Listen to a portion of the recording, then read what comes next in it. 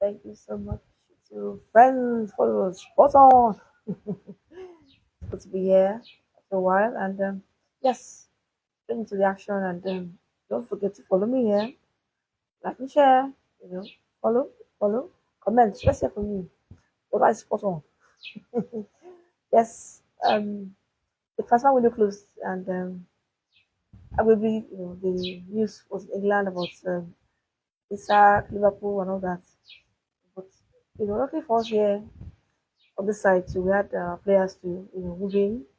Santos Uche, Aro Kodare, um, Nestukweze, even Boniface had whatever Bremen to come to his rescue.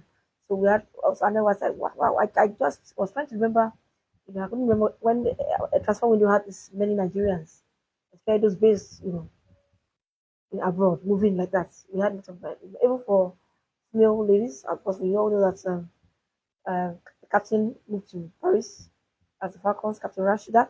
But just recently, the most accomplished Falcon ever, six-time winner of the CAF Women Player of the Year. That's Oshuala moved to Saudi. We had so many news stories, you know, news stories coming up. I think she moved to Alila, you know, in Saudi, and I'm like, wow.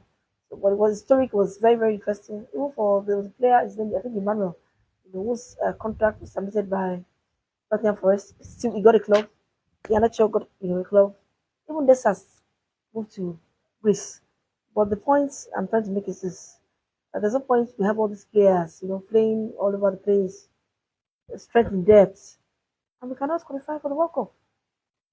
It's really painful, and that is for the second time.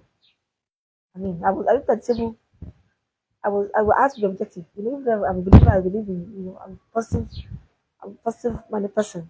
But I looked at the table and I saw that even the playoffs will take a miracle. You get to the playoffs. And what happened? This was a simple. You can't win just one match in six, and expect to be. I think that last match against Zimbabwe was so painful. If we didn't consider last minute goal, I'm sure we would have been second. Yeah, would have been second down. 9 points behind South Africa. But unfortunately, the goal was considered in 90th minute, and I don't know. We have all the players everywhere.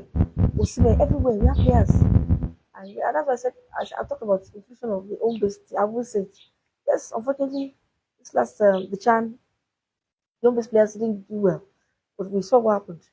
We had we spoke about the factors that affected their performances. The fact that not the players that were chosen. Some players that qualified us left.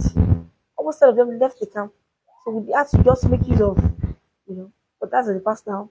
We look forward to another Chan, and but it doesn't mean that players this year. They're looking at it. I was, South Africa. I looked at it. Okay, fine. Waiting for FIFA, CAF. Nobody said anything about 3 points for fielding a player that was ineligible against Lesotho. But they play Lesotho tomorrow. Yeah, yeah. And they're going to play Lesotho in South Africa. But Lesotho don't have their own stadium. So, are they going to now lose that match? They're playing in South Africa. Yes, Lesotho is the home team. They quote. So that's the reason why. So CAF they didn't say anything. FIFA haven't said anything about the. I know that our former coach of Benin now, Guerrero was very vocal. What's going to happen? FIFA and it's true. They should have, why is it not settled? Let's settle it. They drop 3 points. That's what the standard and give it to the settle. That's what should happen. Since we're careless in their paperwork. But even with that deduction, which should happen, hopefully, South Africa and they have it to lose.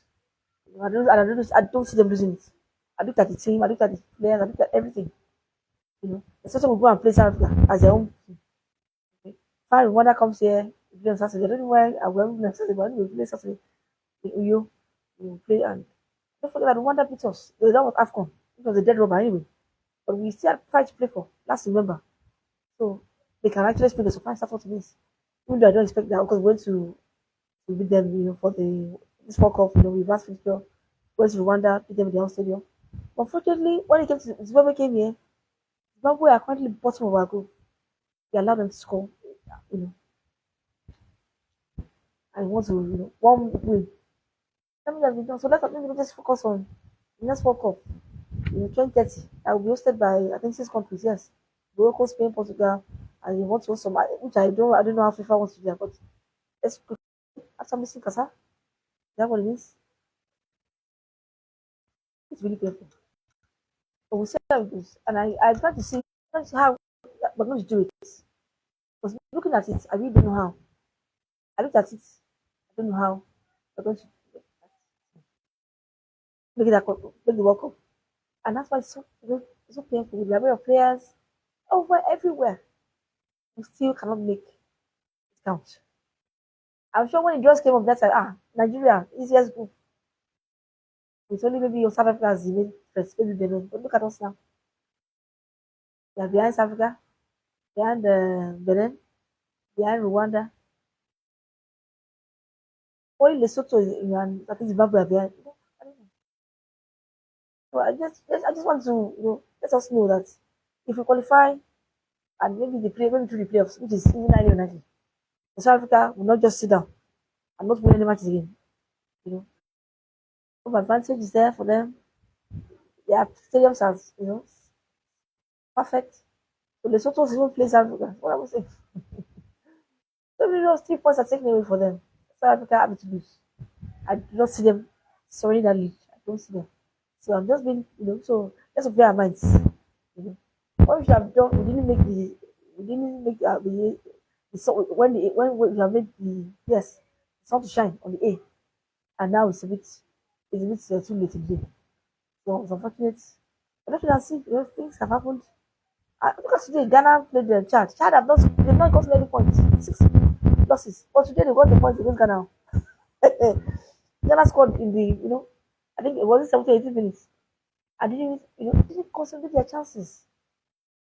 And when the guy took the ball in the 80, they just they were letting, they scored the goal. You think they can't qualify.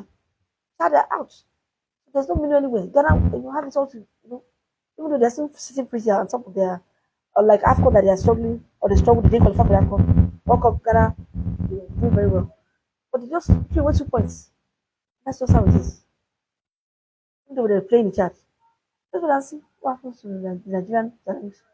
For me, I will not be looking because these players haven't really done, they haven't done business. But let's just see, maybe there'll be a new mindset when they play Rwanda, and then of course the almighty clash in South Africa. It's going to be tough order, and let's prepare our minds that this World Cup qualifier or this journey to World Cup will not be. I think winning one match in six attempts, just winning one, too bad. So if you don't qualify, I don't want anybody to. But we've seen it happen. But if we do make it maybe through the playoffs and maybe Benin and Co, maybe they also wobble and stumble, then that means this will be divine because I don't know how and deal with it. So going forward, let us prepare for the future. That's us. We can't just keep depending on players and then Finidi left it. Yes. It's so sad, isn't it?